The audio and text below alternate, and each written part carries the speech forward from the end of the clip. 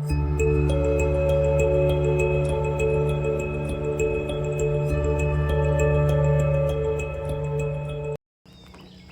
guys, we're gonna do a little quick day hike. Good morning. We're at this place, however you say that, Chinsegut. Let's go.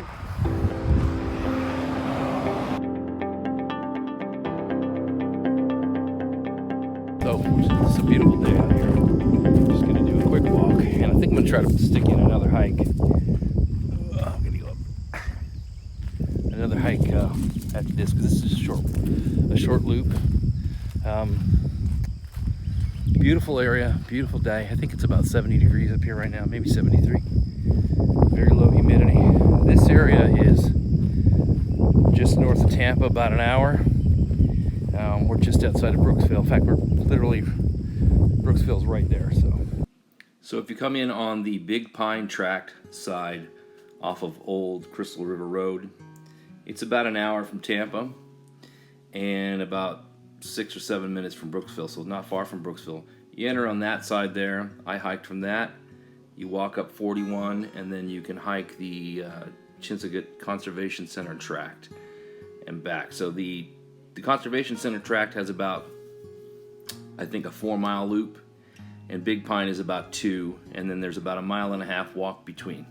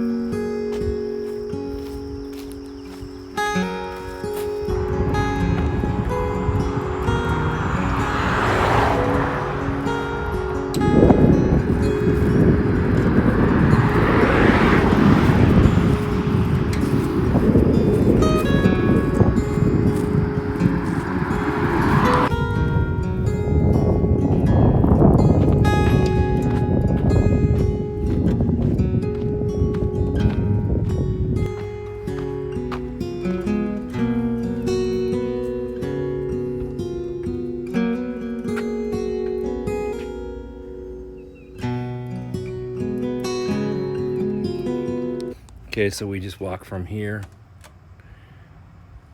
that up 41, and we're right here. Let's go ahead and, well, it looks like it's right here. Let's go do the loop.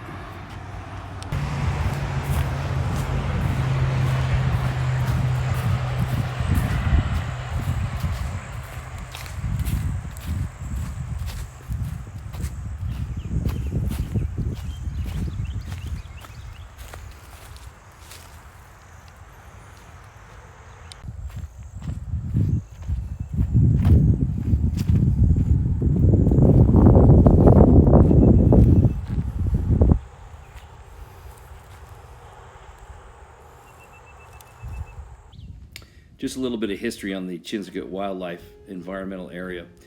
It was once part of about 6,000 acres that was granted to Colonel Pearson of South Carolina in 1842. Basically free land, 6,000 acres, if he would settle it, cultivate the land, build a house, and so forth. That changed hands later to a couple different families, the Bishops, and then later, and the Bishops, actually, there's still some parts of their chimney and their settlement left on the property, but sometime in the late 1800s they sold it. And then eventually in 1904, 2,000 acres was purchased by Colonel Robbins, who was a well-known attorney and economic advisor for several presidents. And that name of that land, Chinsegut, he gave to that area. Apparently it's an Alaskan name, Alaskan word. It means spirit of lost things, and in his own words, he called it the place where things of true value that have been lost may be found again. And eventually in the 30s, he deeded that to the U.S. government with the understanding that they could live there free until they died, which they did. And then that land was then managed by the U.S. Department of Agriculture. It's pretty interesting history there. I did read also There's a nonprofit that takes care of everything, but USF and other colleges don't really want to get involved too much in maintaining it, ironically, because there was, when they first cultivated that land, they definitely had slaves there.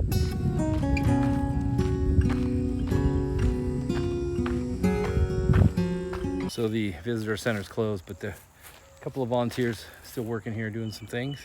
Probably getting caught up on a lot of things.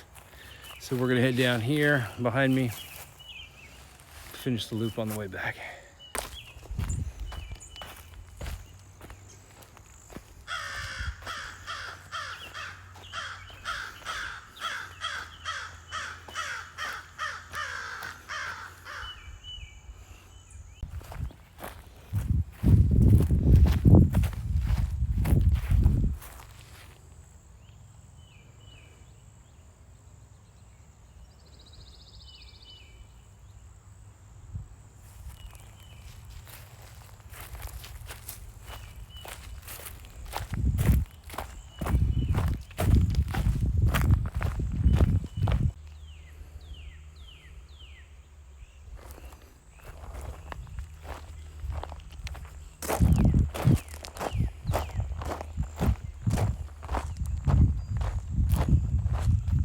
What I'm doing as I try to figure out how to do better videos here. I'm just filming what I see, trying to give you guys a feel of being out here. I think without realizing it, part of this channel is really, and I've had some people already say this, they don't get to get out, right? So I'm getting out here for you with the hope that you'll get out too. But if you can't, I want to try to give you the sense of what this hike was like each time I go out. And I know I'm filming on an iPhone 11 Pro Max, so that's the big Mac Daddy iPhone right now. And the cameras are really pretty good. I think this looks fantastic, honestly, for a phone. Are you kidding me? And I'm using a gimbal. I'm using a DJI Osmo 3, which I might do a little review on here real quick on another video. But anyway, together they work really well. This phone is pretty big, so I've seen some complaints about it being hard to work with gimbals, but this thing works great. This is the first gimbal I've ever had, and I really like it. It's got a nice feature. We're doing it right now. It's a tracking feature. So let's just say I'm standing here and I move, it moves with me. I'm not moving my hand. So that's kind of cool because it gives you kind of a filmography, somebody's filming you look. Yeah, comment in the section below. What would you like to see? Either, let's put it this way. Put a comment if you would. Either one, suggestion or critique of the video itself, like how to film it better or what you didn't like about it so that I can improve it. Or two, a suggestion for another hike or video on the topic of recovery or being nomadic or hiking or outdoors, boondocking, minimalistic, tiny home, any of that stuff I would like to have on this channel. So if you got a suggestion, please, everybody that watches this, just go ahead and put one comment in there for me. I really appreciate it. I'm trying to make this thing enjoyable and useful at the same time.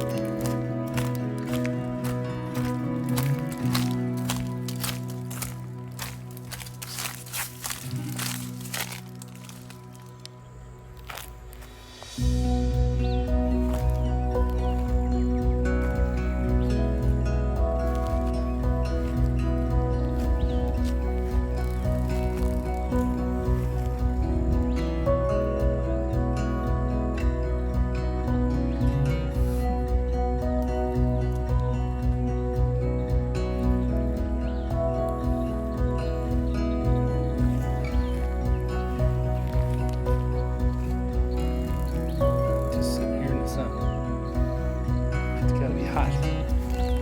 All right, bud?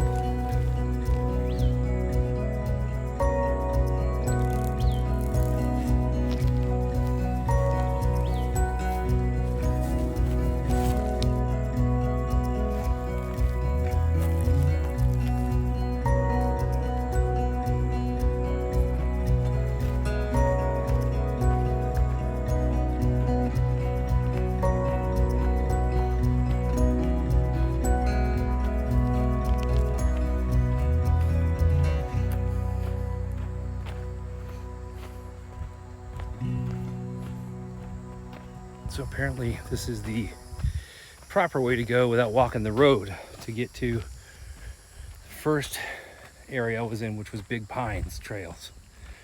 It's two sections of wilderness here, or nature preserve, whatever you want to call it, connected by this corridor. Apparently, I didn't quite see or understand the map, so on my way back, it pointed me in this direction down a trail rather than back to the road. So let's see how we get there this way, which is great because it gives me a complete loop of the entire sorry about that, the entire trail. So let's get going.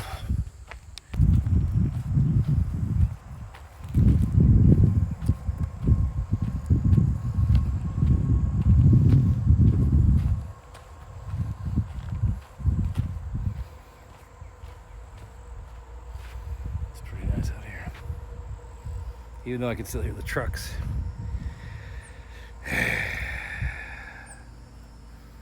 Not bad. At least they have this, right? At least we still have some of this.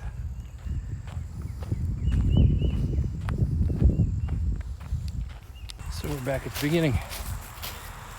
That trail actually led me back to the same spot here. So we're gonna have to walk the road again. But that is the one section here. Second section we just completed. We're back at the fence. A lot of bikes riding down here. It is a gorgeous day. Colonel Robbins. Very nice. Thank you, Colonel Robbins. So we're back at the road here.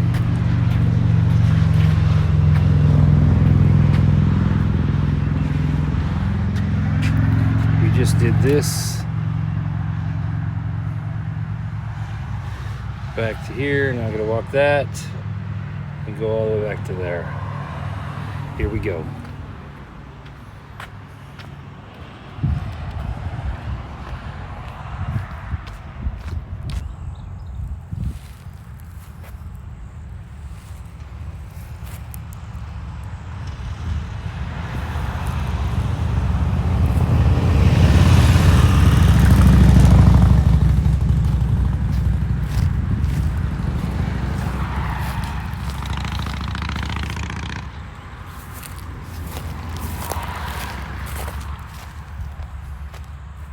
Just in case you missed it, there's a, here, let me go back here.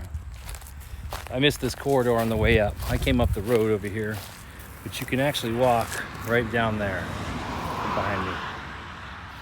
There's a little sign that tells you it's just a little road along the fence here, but you don't have to walk on the actual traffic. That makes more sense to me because I didn't think they would make you do that. I mean, I suppose it's possible. Sometimes you got to do road walks, but this is a lot nicer than the walking on the concrete out there with the cars. So this should take us back to Big Pine.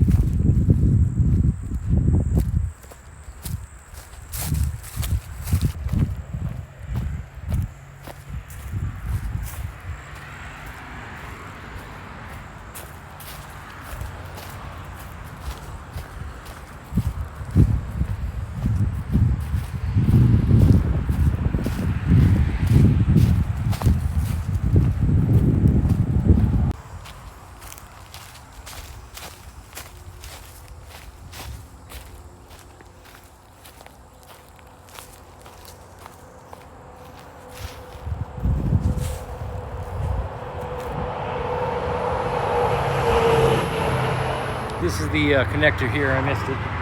The reason I missed it, there was a car parked right in that driveway, and I thought it was just a driveway. Actually, that's the road that goes up to the section we just finished. This is the section we came out of this morning, and we're headed back. So here we go. So that way you don't have to walk on the road. I was wrong about that. It's good to know that, because you don't need to be walking on the road. Now, it doesn't tell you which way to go. I think we can go back that way too. We came from up there. We're gonna go up there and see what happens. Here we go.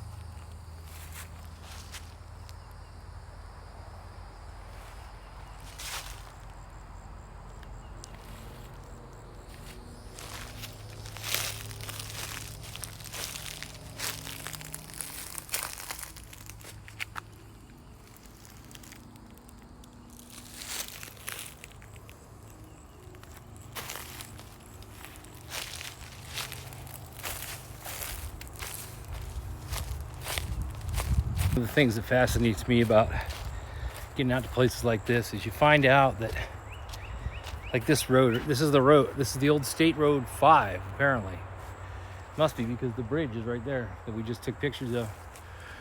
Established in 1920. So this road was, I mean, there's no road out here. Must have been a small road, 1920, right? Hardly any traffic in the world. And all of these trees probably didn't exist then. I would guess that's 100 years ago. So yeah, there's not a 100-year-old tree in here. So did they cut all the trees down prior, and these are the new ones? Was this just a field? You know, 100 years, a lot changes, believe it or not. And I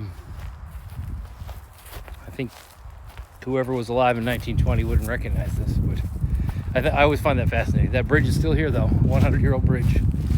Good for you, bridge.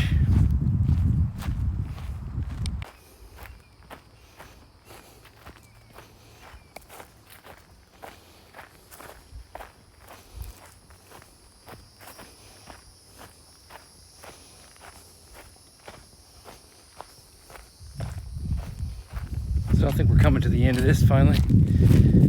It's gonna be a little bit further down. I'll take some more pictures, but yeah, it's been a great hike, man. Very easy. I'm gonna check the mileage when I get done. It should be on the video, in the front end of the video or the back end. I haven't figured out where I'm gonna put it yet, but you know that ahead of time. But it's not. It's just this, a road. You know, road walking, path walking. No difficult trail. Florida. And this is a dry section of Florida, so you're good here. Part of it is the Florida Trail.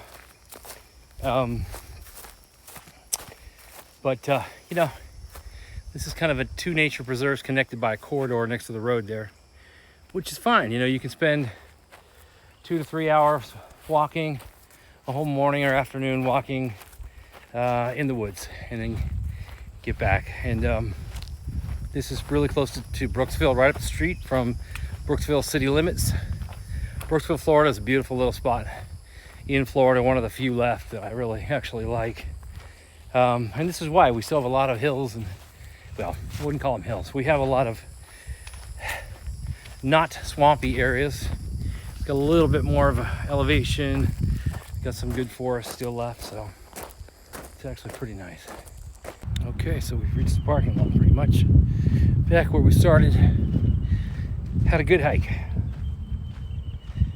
If you guys are near Brookesville, Florida, or you want to make yourselves be near Brookesville, Florida, this is a good little day hike.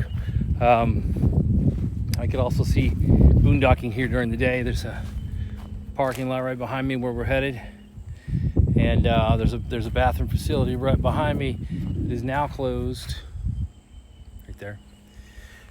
It's now closed because of the virus stuff, but the hiking's open, and so is the parking. So now I don't think you can park here overnight. I'm pretty sure they're going to watch that, but that's up to you. But during the day, yeah, be taking a nice little nap right here. I'm going to do some boondocking videos. So I've done a lot of that in the past, and talk about what that is and how to do it well in Florida, which is a little tricky compared to some places. It probably is reversed for you there, but you got the picture. We had a good hike today. It's back into the Pathfinder we go. Wait, there it is. And I got some good nomadic time, some good recovery. The way I look at it is, the more I do this, the less time I have to drink, the less time I have to worry about things, the less time I have to build up stress. So I'm pretty tired. Got a good, that was probably a good 3 or 4 hours walking, taking pictures. Feels good though, man. And now I'm gonna get some food. By the way, I'm doing intermittent fasting too. I'm gonna do a video or two on that, and doing some intermittent fasting. It's I think it's probably around noon, 1 o'clock now. I started at about 8:30, I think. And I didn't eat any breakfast this morning. It felt great. I'm just now feeling hungry. So I'll do some videos on what it means to actually feel hungry. I think that's another thing in our society. We eat way too much. So I'm trying to cut back because Lord knows I got fat to lose. Hope I didn't offend any Southern people with that terrible accent. All right, see you. Nomadic recovery. See you next time. Get to the woods. Wait, get to the woods. You, get to the woods. Go, get to the woods. Get